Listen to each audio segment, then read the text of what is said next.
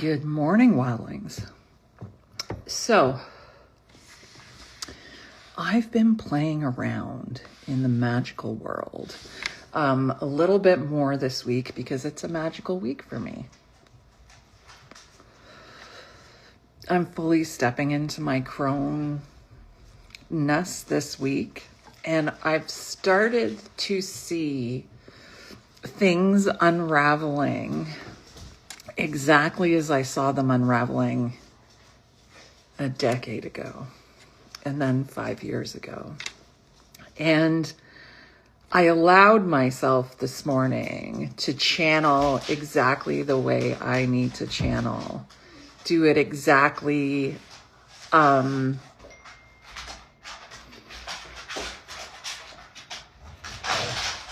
exactly the way that I need to do it for me. And I recorded it, so I will share, but I also am going to start writing more about these experiences. So if you want to learn more of the details and see all of the videos, I'm going to be doing it via Substack and YouTube. I'm going into creation mode today. There's some things that I've seen that I have to connect along the way. It's really amazing to me, the things that come up to remind ourselves of our power, of our wisdom, of the reason why we were here. And this week, if you didn't know, is a very powerful week energetically. And I do feel like we are shifting timelines. I have seen things this week that I saw a decade ago. The way things are lining up, the way images are showing up again, the way people are showing up in my life again from over a decade ago, the way I'm being reminded of things that happened over a decade ago and how they led to this moment. So in the energy of this week, no matter where you are, I encourage you to let yourself go to that place of just pure freedom or pure bliss. And whatever that is for you, I'm going to post a video in my Substack, and it'll probably end up on YouTube. I think that's how it works, of me fully channeling for half an hour, just doing what I need to do to be in that space. And I now know that nobody taught me that, nobody showed me how to do it, but my pure process was inside of me the whole time. And if I just kept listening to those whispers instead of looking outside of I've lived a very divergent life. I haven't lived typically. So for me to say that, I haven't done my own thing probably seems really wild to all of you. But I was doing it contained in a neurotypical mindset. And it took me almost 5 years to untangle my brain from that neurotypical way of thinking, to coming back into my own body, to loving myself again the way I truly am, this completely wild and divergent being that somehow comes to these amazing conclusions doing what I do. And it's not something you can teach. But what I can offer you in a way is a framework of how to find your ritual, how to find your way of being in the world, because I went through all of the things. I literally dipped my toe in every single thing trying to find my people, and ultimately realizing, of course I can't find them because they're friggin' autistic, and the only people that can think the way that I think are autistic people. So I started hanging out in that community more. I started sharing my wisdom with autistic people more of my age and of my kind of same morality, same way of thinking. And if you're an autistic adult, it's very easy to find those relationships on social media if you look in the right places. And I'm guided to help people all the time. And I've always wondered why I have these strange attachments to certain clients or to certain people. And now I know, because I literally have to live my best life. So then you can see me doing that. So then you feel comfortable living your best life.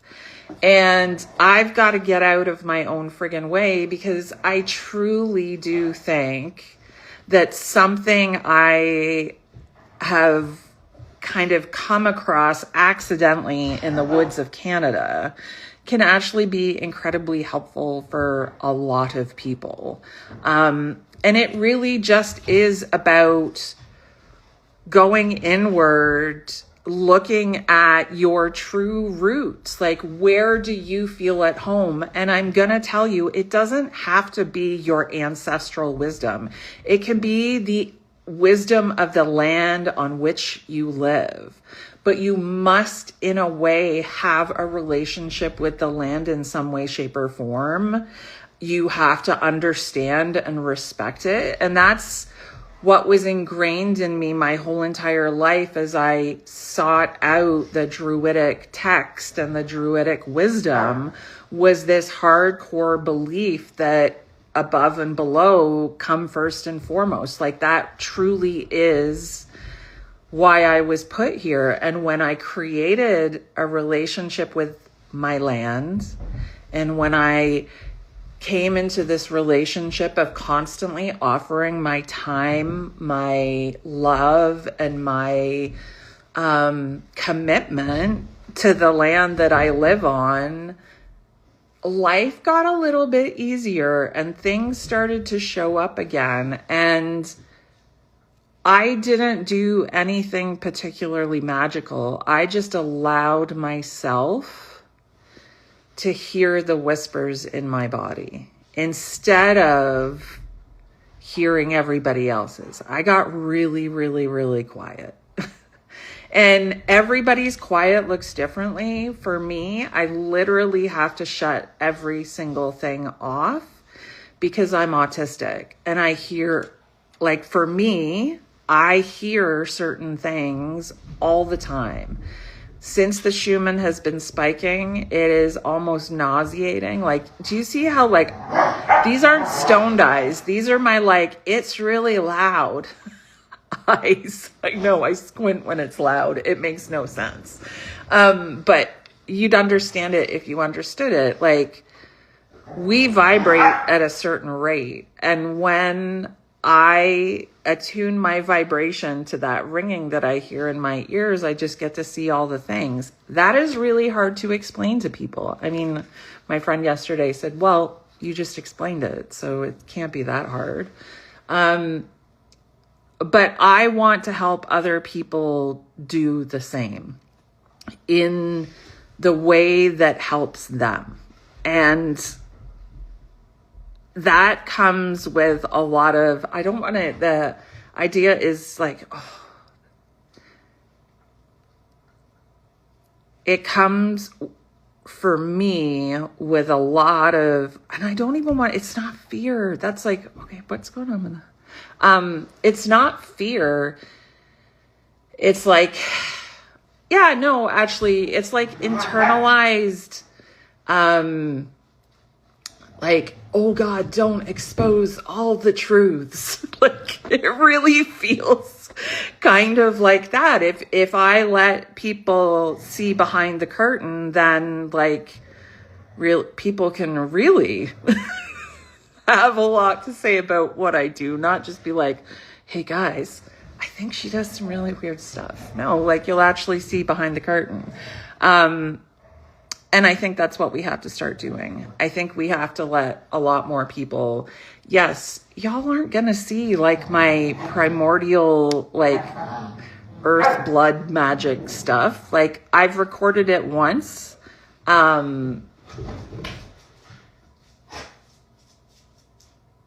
I can't be present in ritual when there's an electronic device on. And I think that's intentional.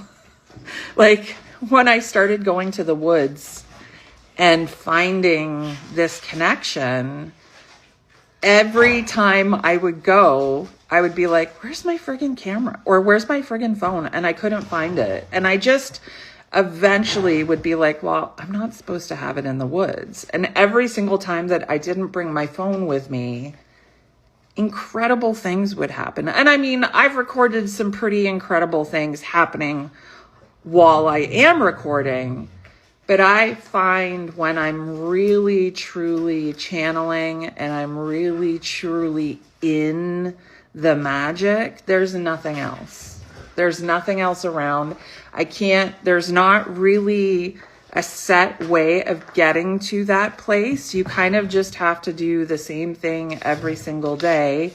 And then one day the magic just friggin' hits. And for me, it's this week. Even if you look at my birth charts, this week is supposed to be something pretty friggin' magical. And everything I've tracked my whole entire life kind of points to this week. And everybody's like, well, don't set it up to be, you're just going to be disappointed if it's not a big deal. And I'm like, it's already a big deal to me because it's my 50th birthday. It's already a big deal to me because it feels momentous. And like, you can't stop that in an autistic body. When you're like, there's something here. I don't know what it is. You're just kind of on high alert. And I was told my whole entire life that high alert meant something bad. Hey, Michelle, thank you. I was told that no, Odie, we're not going to do that, okay? No, I know. He kind of sometimes stops me from saying certain things, but oh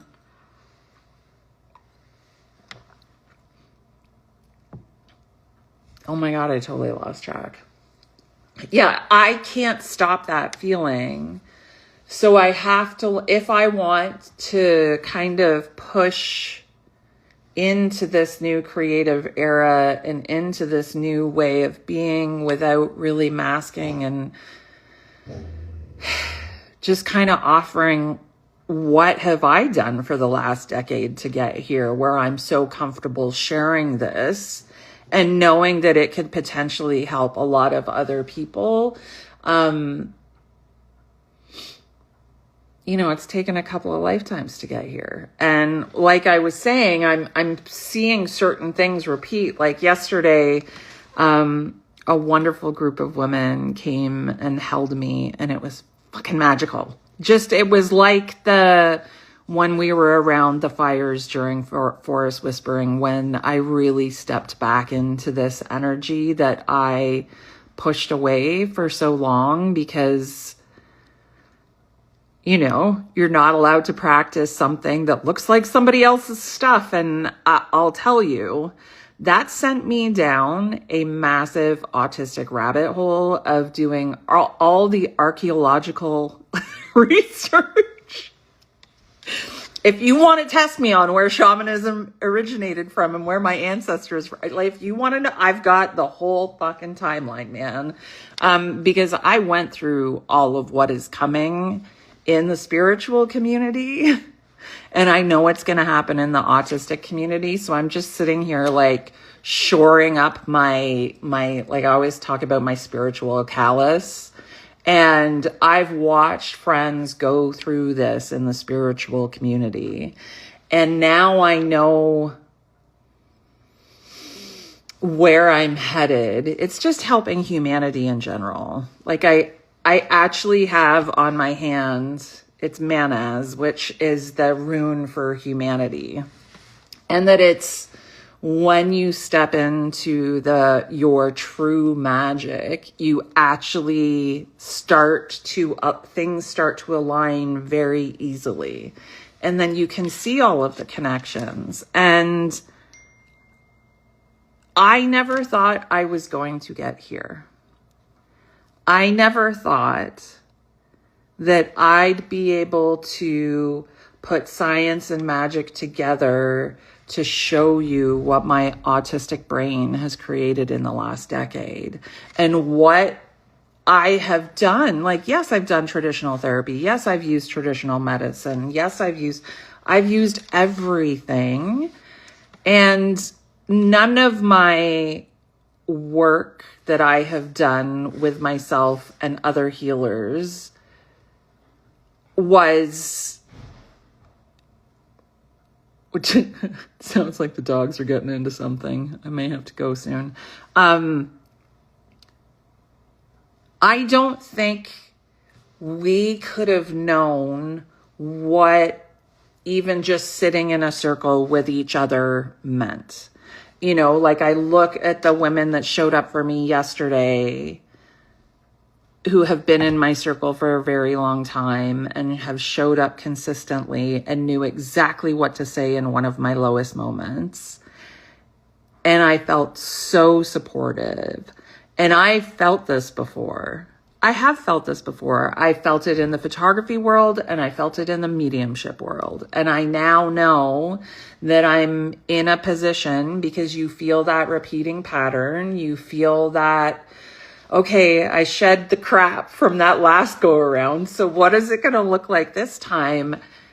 And because I've been doing the work with my cognitive stuff, and because I've been doing the work with my physical stuff to like integrate back into my body and understand, like, yeah, I don't see things like everybody else. And yeah, my body doesn't feel it like everybody else's does.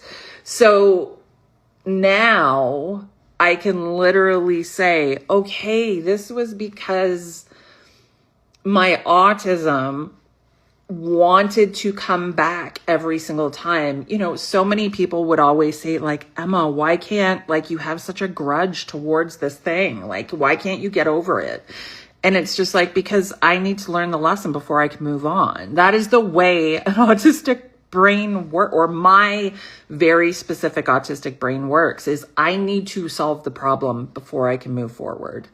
And I wasn't solving my own problem, so I couldn't move forward. I was stuck in this loop of constantly seeing the same thing over and over and over again. And it got to a point where I was seeing it in all of my relationships. I was seeing it in all of my interactions. And it just got so ridiculous that I was like, no more. 2 days ago, I was just like, I'm shutting down, man. I'm done.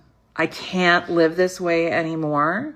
And I need to start putting myself first, my medicine first, the way that I live first, or else I'm going to suffocate in a world that totally wasn't made for me.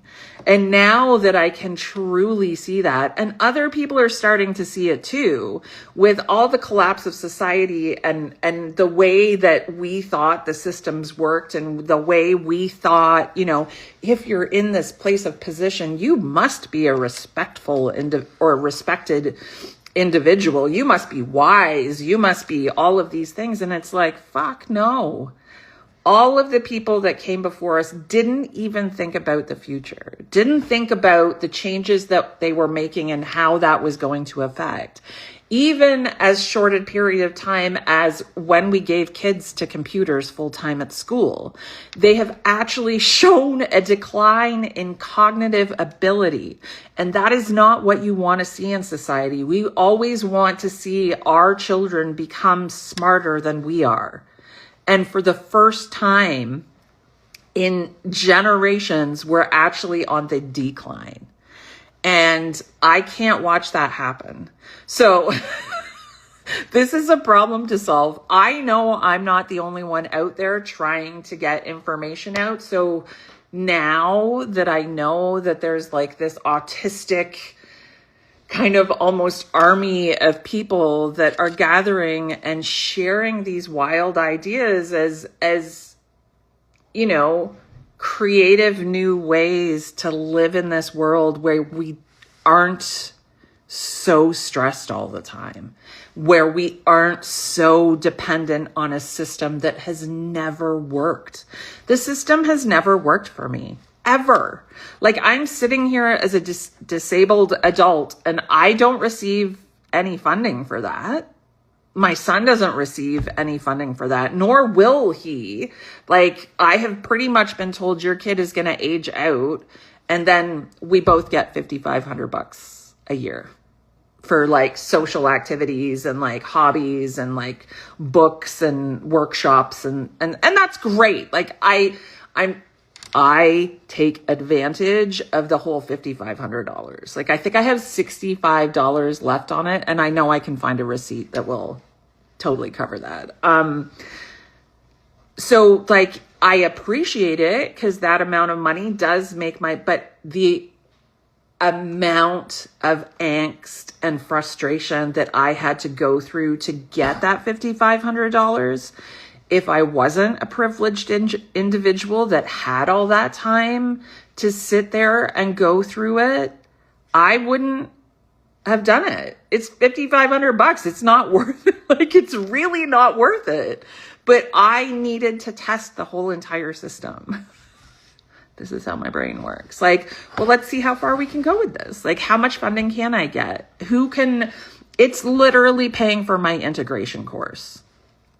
It's paying for my integration course. So it paid for my psilocybin course. It paid for my integration course.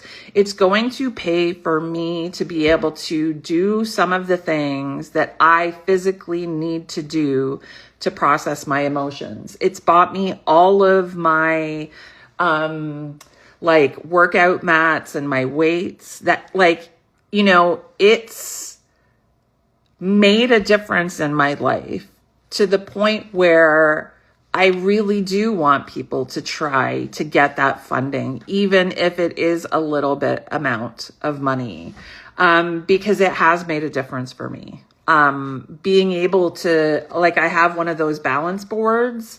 And actually that was a gift. That was a gift from a client, which was super amazing. So this balance board that I use a lot to get out of my head and back into my body so I don't get overwhelmed by everything. So all of those tools are made accessible by the government funding. So this is, you know, there's two messages kind of to this video. Is A, come and watch what I'm doing over in Substack. The paid subscription, I'm trying to figure out what I'm going to offer in that. Whether I'm just going to do more of these videos, like you get more knowledge, I don't know, or whether that's going to be my upcoming like printables on, I think maybe like an ebook or something. I think that's the way. But it's only like $2-3 a month. I have to go look at it. But come over there. I'm going to also be writing a lot more on Substack because I finally actually have the words to describe what I've been experiencing this whole entire time. And I have the science to back it up. Like, when I started with microdosing and really being desperate, and I do not suggest anybody do what I did. And I will say this multiple times. I am not a doctor.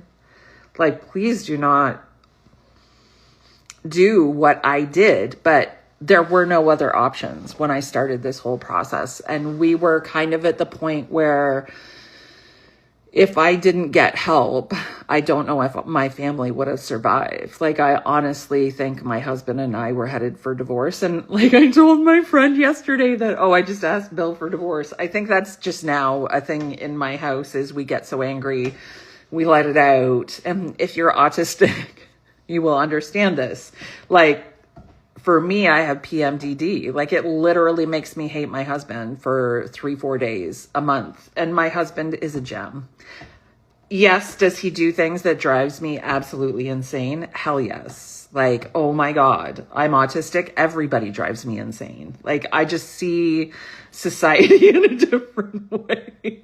And you're all doing it wrong. That's what my brain says. But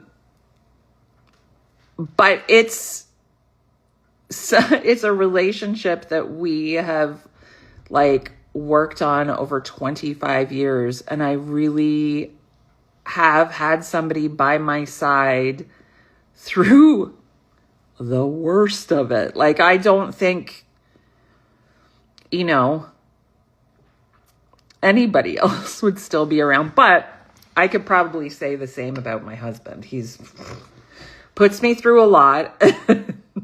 I probably should have left 20 years ago. But here we are, and I love the bastard. And it can be this up and down, just like everything else. And it's how you survive those really hard times, how you come back to your tools, how you come back to yourself.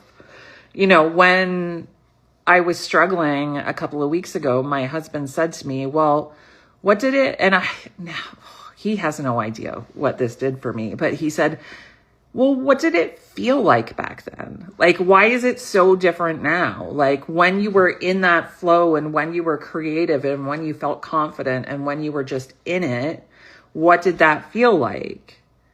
And then I was like, shit. Because right before I did like mediumship publicly, consistently, I had a reading with a medium, and my grandfather came in, and my grandfather said, when you're a photographer and you're behind that camera, you are like Superman, and you can do anything, and you can command anything.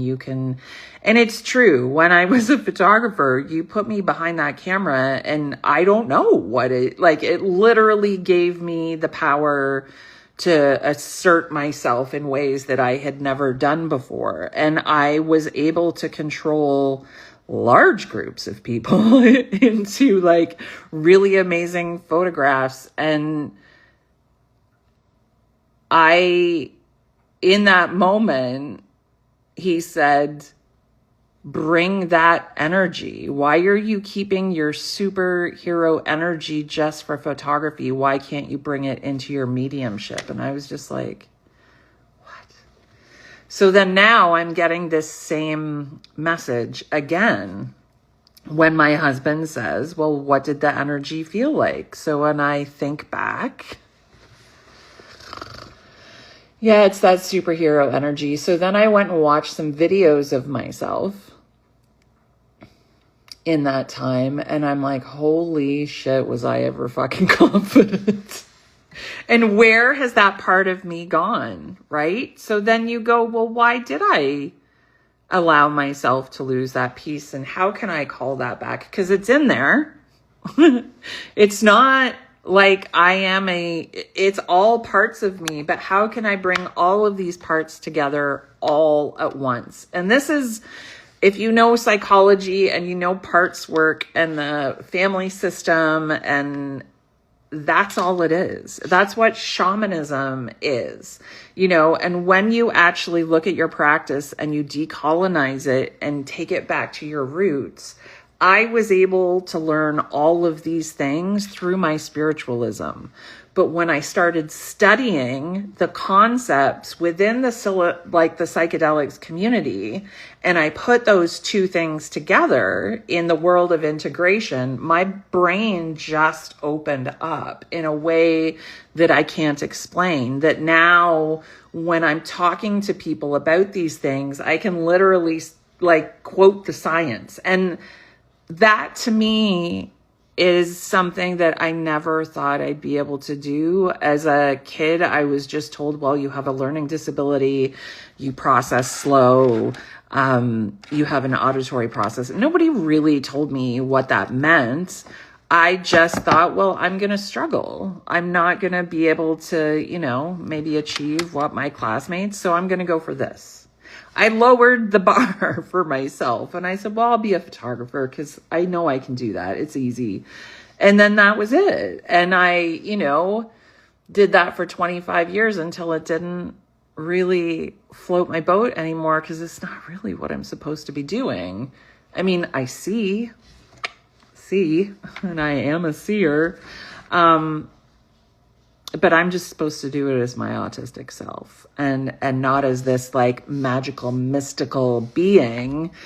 It's more about like, hey guys, we can bring the magic into the mundane, and we can have that intersect with science, and we can learn all of those pieces, and we can decolonize it all at the same time and be true to our own heritage and to our ancestors and to the land on which we live. That's a fucking mouthful, man. And it's only just starting. And we're going to start to see a wave of people awakening and understanding what I'm saying, because I know it's a mouthful. But once you boil it all down to its most simplistic piece, it's all about creating a daily ritual for yourself that is attuned with who you are and what you believe, not what anybody else believes, it's just like, where am I at home? What do I need to like grow what I want in my life? Not like, I always say to people, well, is it your goal? Is it your dream? Or is it like pieces of other people's dreams that have like attached themselves to you? And I know for sure now, looking at all of the work that I have done for decades and the way that I navigated myself through it, using all of these psychology tools, all of these spiritual tools to navigate the ebbs and flows of it, and be able to be in the shadow work a decade ago, to be in the place where I was like, well, this doesn't feel right. Like, let's stop this. And I remember sitting in circles at the very beginning and people were like, why do you want to keep dragging this up? Why can't you just send it love? Why can't you just like, put crystals on it and make it feel good? And I just kept going, because that's temporary, man. Like, we need to do this like deep.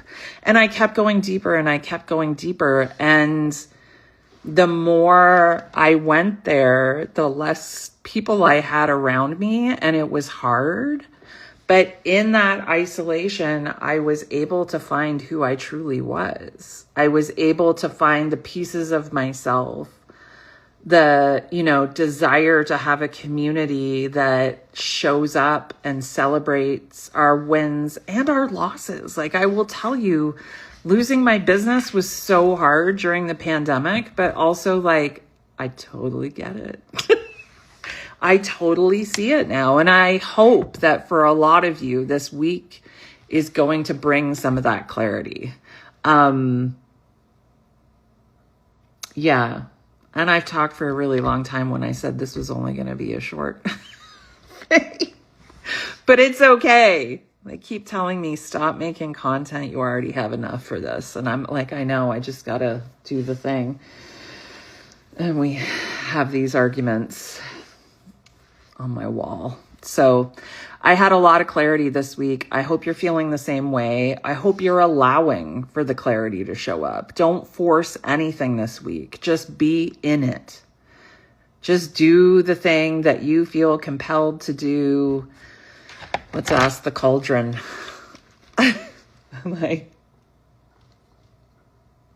What?